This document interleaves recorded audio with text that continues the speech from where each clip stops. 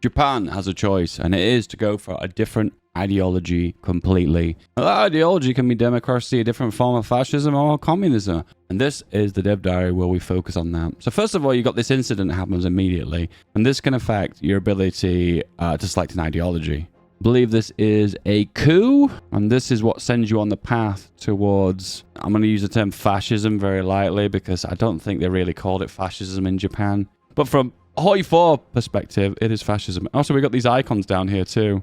They kind of look like capital cities, but I think there might be something else, and it might actually be a case that actually is a bug as well. So this is the alt history path for Japan. We've got the option here, revive the emperor, destroy the traitors. And then, okay, that is just that specific path. And then it breaks down into different areas. I believe this is a focus on where you want to attack. So this is attacking China. This is attacking the islands to the south. And this one is, I'm not actually sure. Looks like another China one. China 1, China 2. Oh, no. I got it wrong way around. This is the attack the north. This is attack the islands. This is attack China. Just hasn't got the icon yet. Maybe they're still working on that. One thing I remember used to happen in Hoi 2 is when you push into China, you've got the option to create more puppet states within China itself. It'd be kind of nice if those options appeared once again. Once again, it's the Reichskommissariat puppet system from Germany.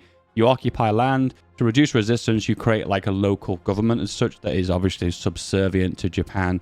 I wonder if that's going to be an option in future. The branch plays less with puppets and more about directly occupying territories and attempting to focus more closely into the Japanese realm, which highlighted through the annexation of Manchuria and faction options, which allows for less puppet focuses and more a centralized approach. Okay, I like that the option is there, even though the resistance might cause a problem, but compliance can pay off in the long run. I kind of like that, the idea of short-term losses to long-term gains. I like it. It feels like a strategic decision. So the options to subdue the army. I presume this affects the coup. Then we have a bunch of leaders here. Hirohito gives political power stability. So none of these bonuses really stand out. One thing that's quite common with Hoi 4 personalities for leaders is their bonuses don't tend to be as big or influential. And that does seem to be a theme that's going further forward. Option here for different focuses. These are military-based ones. So we've got attack bonuses, recovering the superior will, malice that you start off with. Affects the army. Early mobilization modifier. Oh, that's it. Mobilization affects the construction speed. Okay, that's interesting. I wonder if that sticks onto mobilization as well. So you can specifically see here, focus on different areas of the world, which is attacking southwards.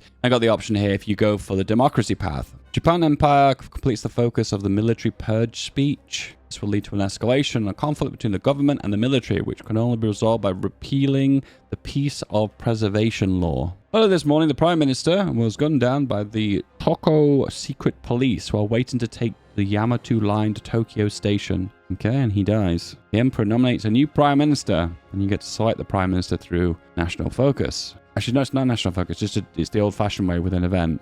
Okay. Does look like we're preparing for a civil war here because it disables your ability to change divisions, which obviously is an anti-exploit mechanic. You've seen me play with the civil war mechanics many a times and know how you get around them. And they're obviously be aware of that now, so they're obviously putting in conditions to prevent exploiting of civil wars. Revoke the Peace Preservation Law, Siege of the Castle. This looks like an escalation to civil war. And now we've got the option of democracy. We have many different prime ministers to select. There's a premiership. I like this guy because he's got I like his hat. You select the one with the biggest mustache or the biggest hat, whatever comes first. Once democracy is properly back in fashion, the Democrats have two main goals: to rapidly mobilize Japan and bring it out of the economic slump it finds itself in, and ensure that democracy principles reign supreme all of Asia. So basically, the war approach to Japan never ends, really. You just end up annexing neighbors and making them democracies. Spreading democracy. Well, I can't complain, really, because usually democratic paths are kind of boring because you don't have the ability to justify manually. You have to do it try focus. So I'm not really complaining.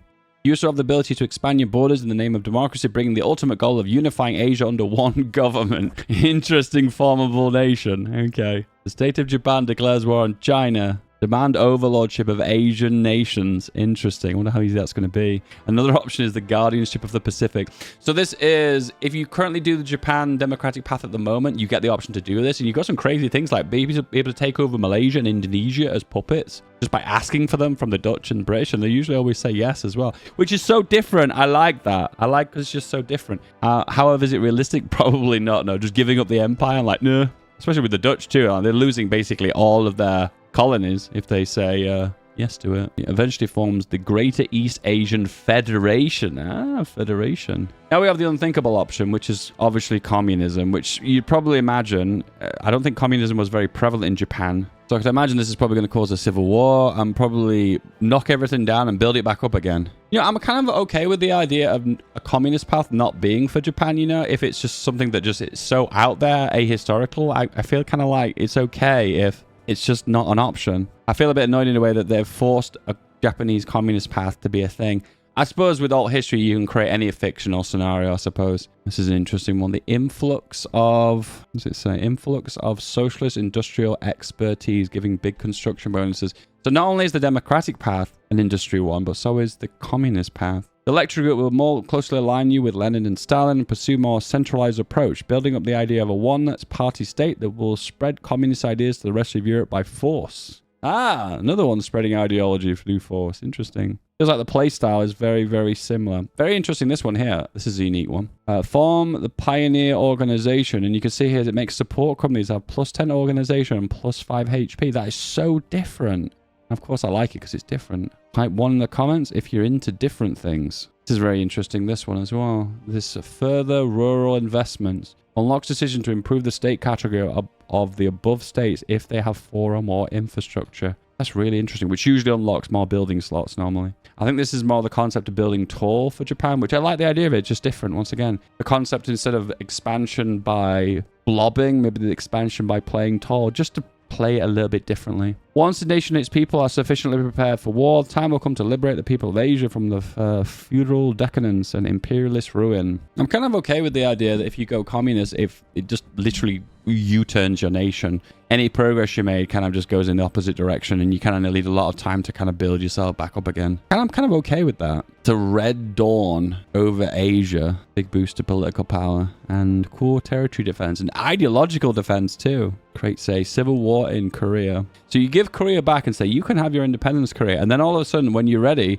you say, you know what? I don't like the path you've gone down, Korea. Civil war. And I'm going to join that civil war. This one's really a powerful focus. The free Asian Pacific, and it gives you ticking stability and ticking war support. And I've always said this a million times. Ticking war support, and particularly stability, is very, very OP. Look at all these guys. Wow. Unfortunately, without my ability to hover over them and see what they do, it means nothing to me. Can we say they're good? Can we say they're bad? I don't know at the moment. Oh god, they added this ages ago, didn't they? Samurai lineage, and it never did anything. And some of them had substance abuse as well. And they also didn't do anything. Apparently it was something they wanted to add to the game, but didn't get time to. And not to forget to mention, Japan is getting new 3D models. Wow, look at him. He's cold, so he's wearing a coat. Then we have these guys with hats. Paratroopers with hats. You know, when you think of a military guy, you think of military fatigues and you think of a hard rock, hard helmet. So whenever you see like a Ushinka style hat like this, or kind of like a cowboy-ish kind of hat, Australian-y style hat, I don't know, there's a part of me that makes me think to myself, like, this guy is not really a soldier, you know?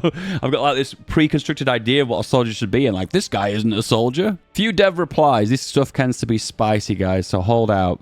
What does the Empower the Shogun focus do? Ooh.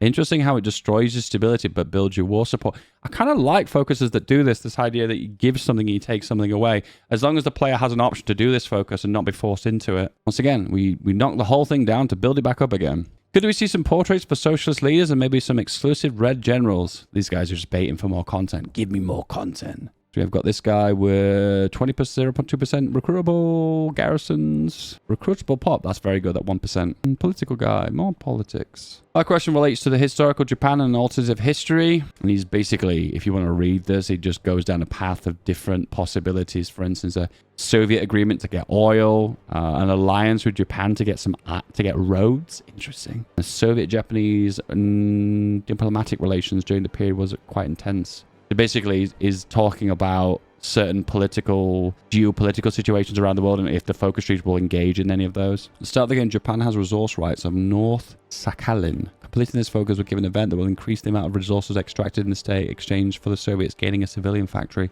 which allows for beneficial partnership between the two states. So basically he's hinted at some of this is included, but not all of it.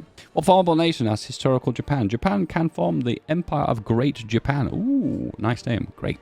Never mind Great Britain. About Great Japan, eh? What sort of greater formable nation? I'll be honest with you, I'm not against that. I like the idea that a focus tree has a conclusion and it has something rewarding to the player that makes it feel good. And usually just a name change or a color change, it has that little feeling of like, ooh, dopamine drip. Like, ooh, it feels so good. You know, I like that. Greater Japan, Greater Hungary, Great Britain. Yeah, everything's great. Will there be alternative history branches still have the Japanese four-way faction mechanics? That's a good question. And they would change the names appropriately if the communists use them? Yes, they will use a new system. However, the lack of Zabutsai is to be subdued. But this is basically the faction if you've gone communist. Not much to say, really. I feel like the mechanics become obsolete in that case. That usually is the case, though. It's like, oh, your historical mechanics are in full force. But if you kind of go on a different path, they kind of go... Because, I mean, Zabatsu, they're basically the capitalist factions, aren't really going to be workable in a communist country, are they? The bullet train plan is available to the broader industry tree Shinkansen project. Okay, so this is the bullet train. Is limited solely to the democratic. Is there any interplay between the two focuses to give the same focus exclusively with focuses? So this is what the Shinkansen project does. So the Shinkansen is the bullet train, which is a little bit ahistorical because it didn't happen until like 10, 15 years. You know, I don't know the date of that. Someone will tell me in the comments. But I believe it's not anything near the time span where it happens in Hoi 4. So it makes consumer goods cost a lot more for 2 years, which I like that. I like that concept. And at the same time, it reduces consumer goods. So you gain a lot, lose a lot. It improves infrastructure and supply construction. That advisor, though, is really good, though. Supply range is very, very good. Some very big bonuses here to construction supply hubs. So you got 20% bonus here, and then another 20% bonus here. This is a very good focus. The devs are doing a good job here. So for 2 years, you suffer from this malice. Then, when this completes, you gain this bonus, and you've got the option to hire this advisor as well. This is such a good focus. I like the idea that you invest into something, and it costs you something for 2 years, but then you get a payoff at the end of it. That's really, really good. I want to see more of that for Hoi 4. You know one thing I've just realized? This focus tree does not engage with any of the previous mechanics when it comes down to special weapons or secret weapons. Because for a second, I've just realized there's none of these Gotterdammerung features here, is there? Because this would actually kind of fall under the category of an experimental weapon, wouldn't it?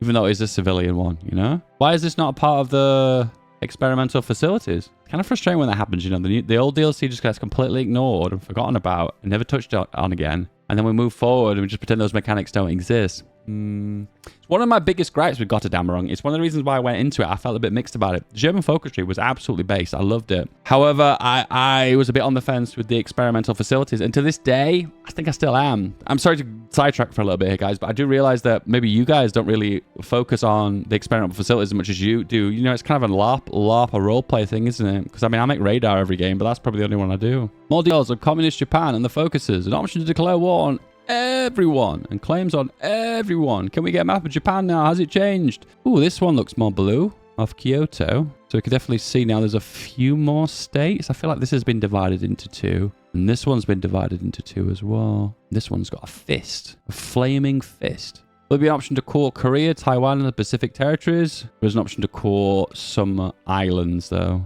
They might be trying to more and more plausible or history in response to the Graveyard Empires. A lot of people still enjoyed the very hidden Easter egg paths of Poland, of Austria. So what it's basically saying is there are some more secret paths that are coming. Relax. More secret paths are available. What will they be? Comment below. I have a funny feeling there's going to be some... Ooh. They're probably not going to want to do that, are they? I'm thinking of some kind of feudal Japan when you bring back the shogun or something. Not bringing the emperor back, but bringing back the shogun. But I don't know if they'll be so adventurous to do that because that's very unplausible or history, and they got told off for that in the last one. I didn't get told off for it, but I just felt like some of the Raj paths were kind of like really out there when it came to history. You fixed the Russia-Chinese border and added the lake. Has any changed to Manchukuo? New VPs have added and the terrain has been adjusted. That's good because Manchukuo had a really weird issue that you could take all the country and not annex them. What does the samurai lineage do? It gives planning speed and chance of getting promoted. And interesting. A preview of the artillery for Japan. Artillery. That's what everyone looks like. Okay, there are a few more of these, but a lot of these are very text heavy. As always, gents, if you want more of this content supplied to you, please like, subscribe, and comment below, and YouTube will provide more of this content to you. Apart from that, boys, have a good day. See you next time. Bye-bye.